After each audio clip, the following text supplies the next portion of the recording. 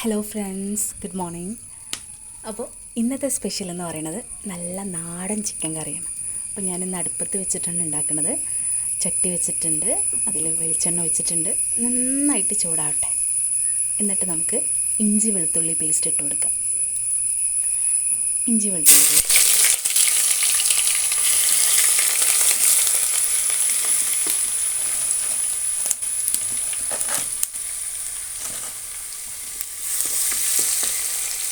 ഇനി ആ പച്ച മണമൊക്കെ മാറിക്കഴിഞ്ഞിട്ട് നമുക്കതിക്ക് ഉള്ളി ഇട്ട് കൊടുക്കാം.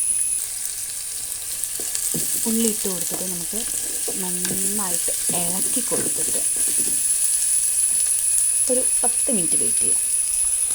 ഈ സമയം ഇതിലേക്ക് ഞാൻ കുറച്ച് ഉപ്പിട്ട് കൊടുക്കണ്ടേ, പെട്ടെന്ന് വെന്ത് കിട്ടാനാണ്. എന്നിട്ട് നന്നായിട്ടൊന്ന് ഇളക്കി കൊടുക്കാം. ഏകദേശം ഉള്ളി ഒന്ന് വെന്ത് തുടങ്ങിയിട്ടുണ്ട്.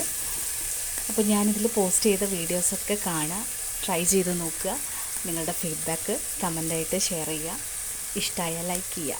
ഓക്കെ, ഉള്ളി ഏകദേശം നന്നായിട്ട് വാടിയിട്ടുണ്ട്. ഇനി നമുക്ക് കറിവേപ്പിൻ്റെ ഇട്ട് കൊടുക്കാം.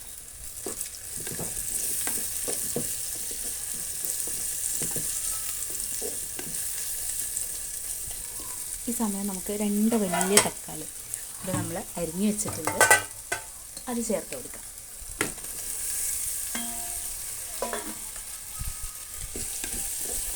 ഇനി അതൊന്ന് അവിടെ കിടന്ന് വേവട്ടെ. എന്നിട്ട് നമുക്ക് ബാക്കി മസാലപ്പൊടികളൊക്കെ ചേർത്ത് കൊടുക്കാം.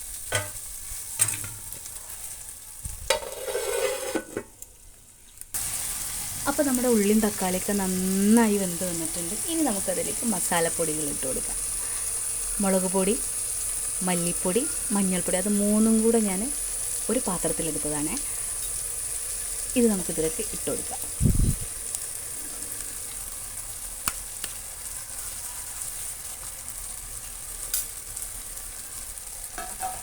ഇനി ഇത് നന്നായിട്ട് മിക്സ് ചെയ്തിട്ട് ആ മസാലേൻ്റെ പച്ച മണം മാറുന്ന വരെ മിക്സ് ചെയ്ത് കൊടുക്കും.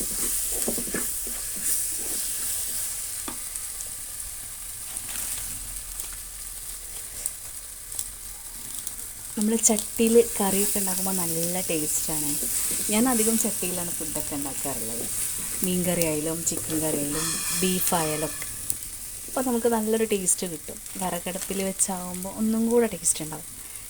ഇപ്പോൾ ഏകദേശം ആ മസാലേൻ്റെ പച്ച മണമൊക്കെ മാറി കിട്ടിയിട്ടുണ്ട്. ഇനി നമുക്കിതിലേക്ക് ചിക്കൻ ആഡ് ചെയ്ത് കൊടുക്കാം.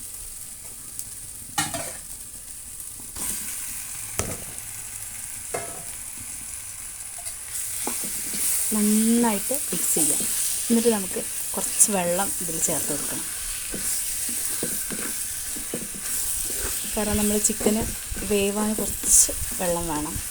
നമ്മൾ ചിക്കൻ കഴുകി ഊറ്റി വെച്ചതുകൊണ്ട് വെള്ളം വല്ലാണ്ട് ഉണ്ടാവില്ല.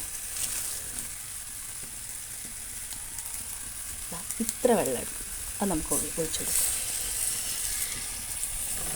ഇനി നന്നായിട്ട് ഇളക്കിയ ശേഷം ഒരു 5 മിനിറ്റ് അടയ്ക്കാം. എന്നിട്ട് നമുക്കതിൽ ഉപ്പൊക്കെ ഉണ്ടോ എന്നൊന്ന് നോക്കാം. ഒന്ന് ജസ്റ്റ് ഒന്ന് തിളക്കട്ടെ കേട്ടോ. ഏകദേശം നമ്മുടെ ചിക്കൻ കറി റെഡി ആയിട്ടുണ്ട്. ഇനി നമുക്ക് ലോ ഫ്ലെയിം, അതായത് തീനി വല്ലാണ്ട് കത്തിക്കണ്ട, ആ അടിയിലുള്ള ചൂട് തന്നെ കിടന്നിട്ട് ഒന്നും കൂടെ ഒന്ന് ആ വെള്ളമൊക്കെ ഒന്ന് വറ്റി വരും. ഈ സമയത്ത് നമുക്ക് കുറച്ച് ചപ്പ് അരിഞ്ഞതിട്ട് കൊടുക്കാം.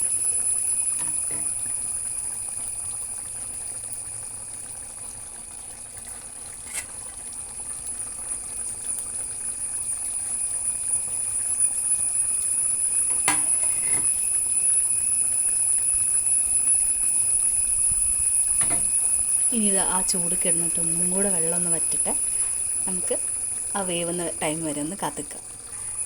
അപ്പോൾ നമ്മുടെ ചിക്കൻ കറി നന്നായിട്ട് വറ്റി റെഡി ആയിട്ടുണ്ട്. ഇനി ആ ചൂട് തന്നെ അവിടെ അടുപ്പത്ത് തന്നെ കിടന്നോട്ടെ. അപ്പോൾ നമ്മൾ കഴിക്കുന്ന ടൈം ആകുമ്പോൾ നന്നായിട്ട് ചിക്കനൊക്കെ നന്നായിട്ട് സോഫ്റ്റായിട്ടുണ്ടാവും. അപ്പോൾ എല്ലാവരും ട്രൈ ചെയ്ത് നോക്കുക. നിങ്ങളെ ഫീഡ്ബാക്ക് കമൻ്റായിട്ട് അറിയിക്കുക. ഇഷ്ടമായാൽ ഷെയർ ചെയ്യുക, ലൈക്ക് ചെയ്യുക, സബ്സ്ക്രൈബ് ചെയ്യുക. Thank you.